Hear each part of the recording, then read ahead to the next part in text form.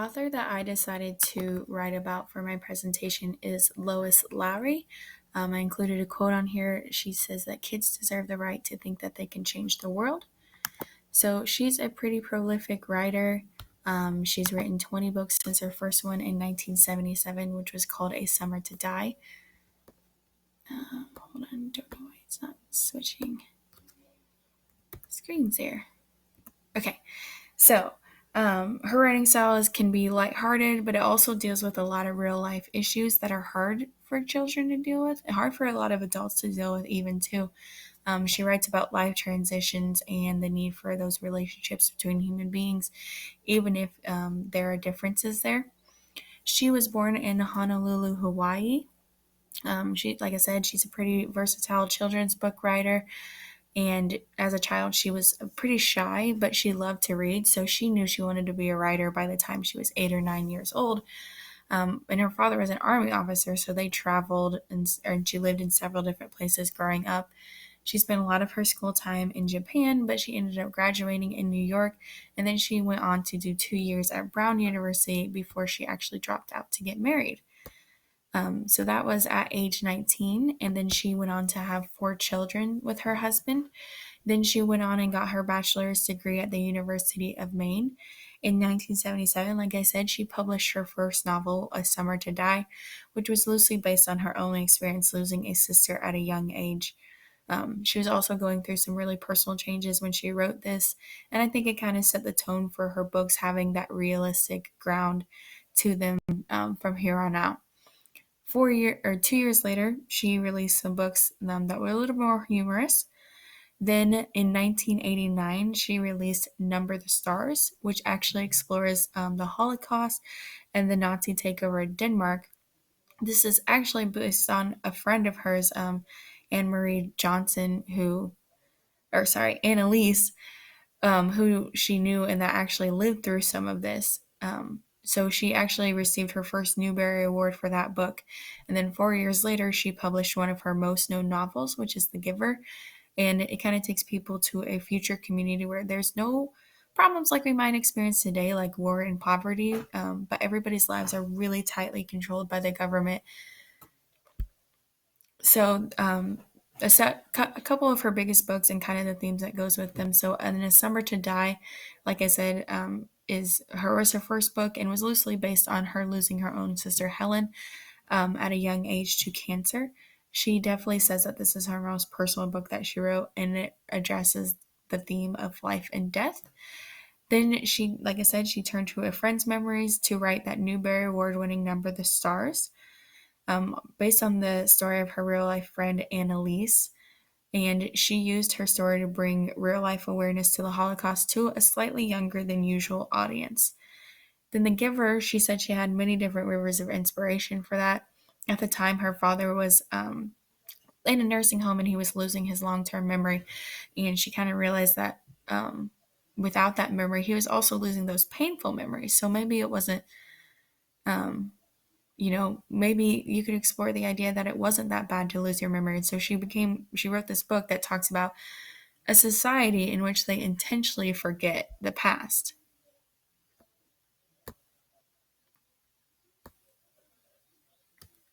The Giver is also one of the most frequently censored books in the United States. It is attacked for being too Christian or not being Christian enough, for being too new age and too modern. It can be considered by some, it's considered un-American, or that it's stressing too many American values. Some people think it's pessimistic, and some people think it's not pessimistic enough. So there's a lot of different interpretations to that story. So some recurrent themes, though, in most of her books seem to be saying goodbye to people and the importance of making connections with others and finding a place where we belong. Her work is really wide-ranging. Like I said, it has a lot of variety to it. And then it really gets on target for a specific audience. This is just a list of her various works. You can see there it has A Summer to Die. It has Number the Stars, The Gossamer, which is the first book that I ever read of Lois Lowry's that really introduced me to the author. And it was probably one of the first serious books I read, but it kind of incorporates realism and fantasy.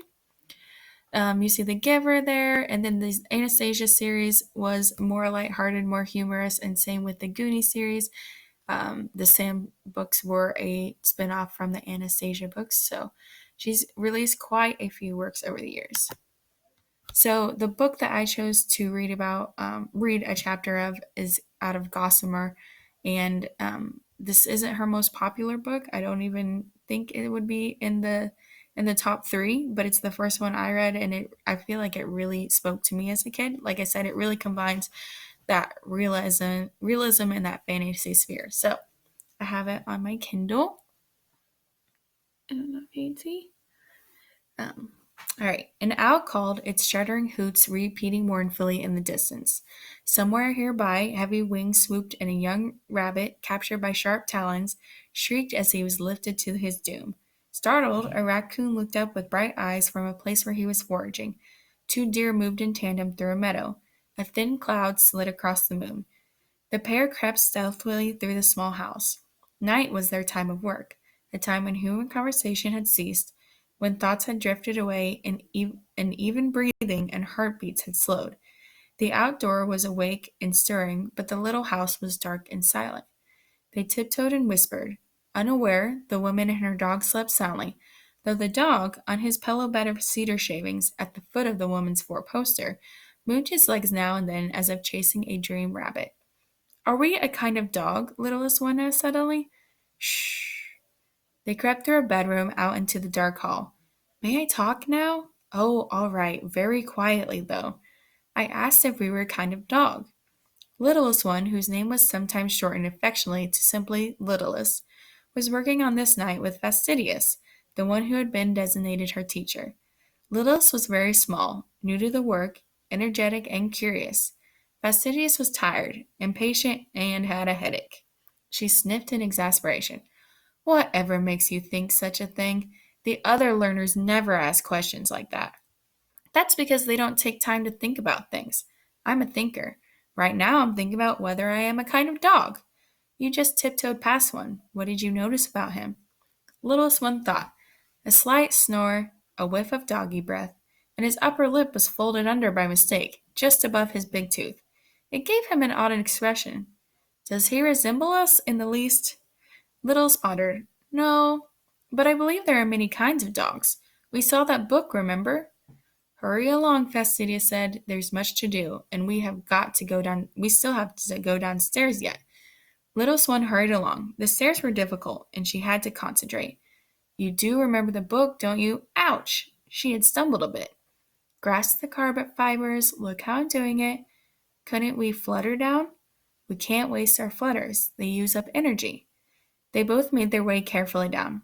I hear there are houses with no stairs, Fastidious murmured in an irritated tone. None at all. I sometimes wish that I had not been assigned to this particular house. Littlest looked around when they reached the bottom of the stairs. She could see now into the large room with the very colorful rug. The small pane windows were outlined in moonlight on the floor by the rug's edge. I think this house is lovely, and I wouldn't want any other house. They tiptoed across. Littlest noticed her shadow in the moonlight. My goodness, she exclaimed. I didn't know we had shadows. Of course we do. All creatures have shadows. They are a phenomenon created by a light. Created by a light. What a fine phrase, Littlest thought. She twirled suddenly on the rug and watched her shadow dance. Why is your shadow darker than mine? She asked Fastidious, noticing the difference just then. I'm thicker than you. You're barely formed yet. You're practically transparent. Oh, Littlest examined her own self and saw that it was true. She had not paid much attention before to her own parts. Now she touched her ears, watching her shadow's arms move too. Then she swiveled her neck to peer down at her own tiny behind. I do not have a tail, she announced. I think I am not a dog. We are not a kind of dog. There, you've answered your own question. Come more quickly, please. You are dawdling.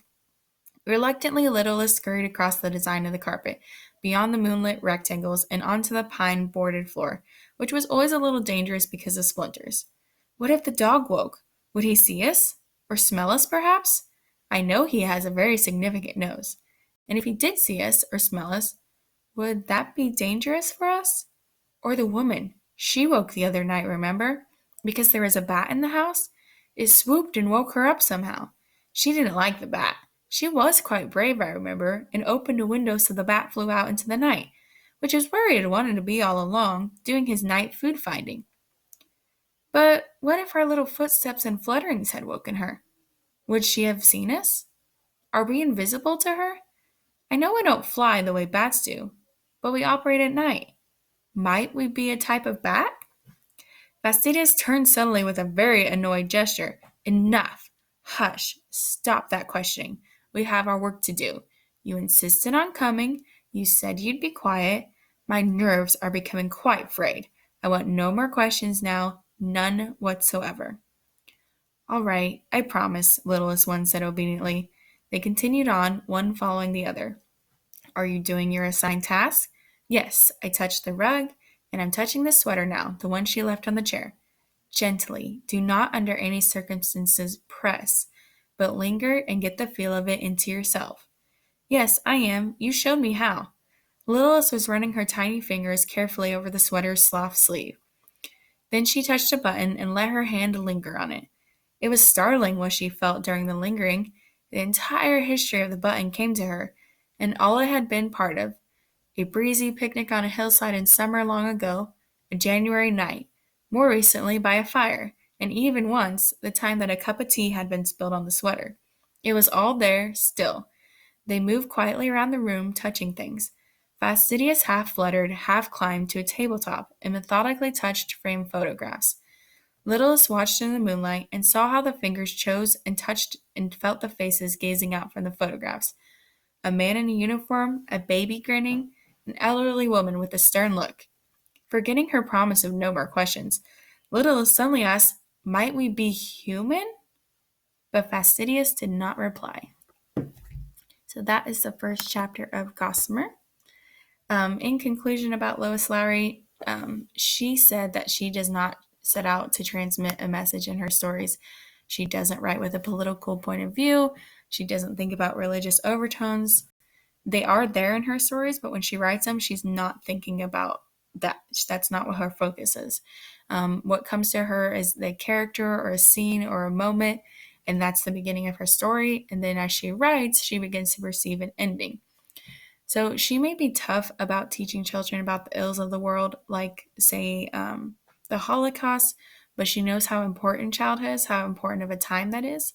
And she doesn't believe a child should be coddled, but they should be prepared. And that's what has made her such a controversial but influential writer. And that is the end of my presentation. There's some resources. So my interactive learning experience is about dream sharing. And so I actually found this one to go with the book The Giver, which is not the book I read, but it's one of her most well-known novels. So in that book, Jonas's community, everybody has to share their dreams with the family. And on the surface, that kind of seems like a good idea, but it kind of turns out that the government is just using that as another way to control them and squash any independent thinking. So this activity really allows students to interpret their own dreams and consider kind of what deeper meanings dreams could have.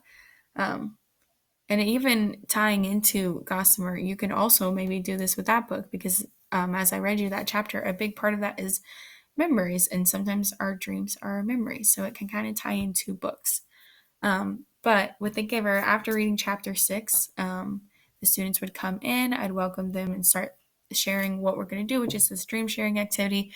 I'd break up the class into 4 groups and tell them each to imagine that they're those family members in The Giver. So they get a dream prompt card with a kind of common themes that are in a lot of dreams that have symbolic meanings, or that are understood to have symbolic meanings. And each student would share a dream that connects with one of those topics. And if they can't connect to any topics, which is fine, then they just share a dream that they can remember very well. After everyone has shared their dreams, they get dream interpretation cards, which kind of explains the symbolic significance of each dream topic.